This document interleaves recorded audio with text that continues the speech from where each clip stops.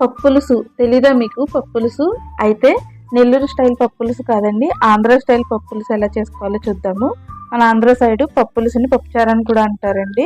అయితే దానికోసం కుక్కర్ గిన్నె తీసుకొని అందులో కందిపప్పు యాడ్ చేసుకోవాలి. కందిపప్పుని యాడ్ చేసుకుని ఒక 2-3 టైమ్స్ వాష్ చేసుకుని అందులోనే ఆనియన్, పచ్చిమిర్చి, అలాగే 2 పెద్ద టమాటాలని పొడిగా కట్ చేసుకుని వేసుకోవాలి. పసుపు కూడా వేసుకుని 5 విజిల్స్ వచ్చేంత వరకు కుక్ చేసుకోవాలండి పప్పుని. అందులో ముందుగా నానబెట్టుకుని చింతపండు రసం తీసుకుని ఉడికించిన పప్పులో వేసుకుని స్టవ్ మీద పెట్టుకుని ఒక 2-3 మినిట్స్ మరిగించుకోవాలండి. మరిగించుకున్న తర్వాత తాలింపు కోసం రెడీ చేసుకోవాలి. తాలింపు కోసం ఆయిల్ కొద్దిగా వేసుకుని అందులో జీలకర్ర, వెల్లుల్లి, ఆవాలు, ఎండుమిర్చి, కరివేపాకు వేసుకుని ఒకసారి ఫ్రై చేసుకున్న తర్వాత అందులో కారం, ఉప్పు వేసుకుని ఆల్రెడీ మనం పప్పు పులుసు చేసుకున్నాం కదా, అది వేసుకుని ఒక 2-3 మినిట్స్ మరిగించిన తర్వాత లాస్ట్లో కొత్తిమీర జల్లుకుని దించేసుకోవాలండి పప్పు పులుసు.